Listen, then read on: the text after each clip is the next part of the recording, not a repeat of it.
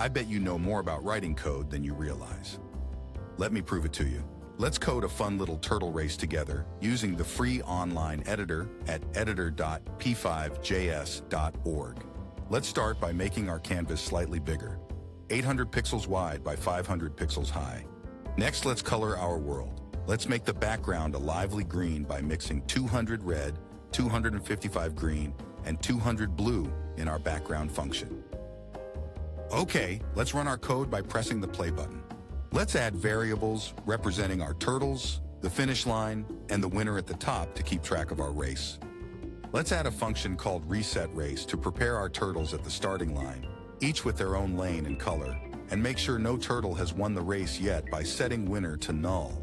This will get our turtles ready to race each time we start or restart the game. Let's set up the finish line 50 pixels from the right edge of the canvas with finish line equals width minus 50, and prepare our turtles for the race by calling reset race. We'll draw the finish line by setting the stroke function with a parameter of 0 and using the line function from the finish line position to the height of the canvas. Let's update and draw turtles by looping through each turtle, filling them with their color, removing the stroke for a cleaner look, and drawing them as circles with a diameter of 50 pixels on their current positions. Let's make our turtles move towards the finish line by increasing their X position randomly between 1 and 5 pixels every frame, using the random function with parameters 1 and 5.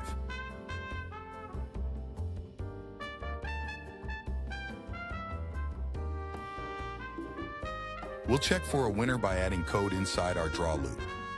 If a turtle crosses the finish line and there's no winner yet, we update the winner with that turtle's color.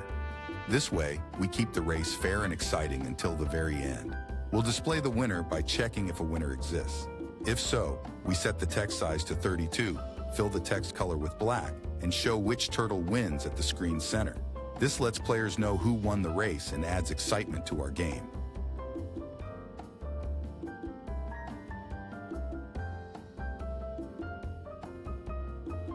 We'll add a no-loop function call inside the winner check to stop the draw loop, which means our game will pause once we have a winner.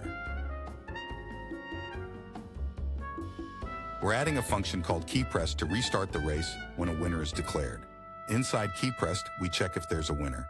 If so, we call reset race to set everything back for a new race and loop to restart the drawing process. Our project is now finished.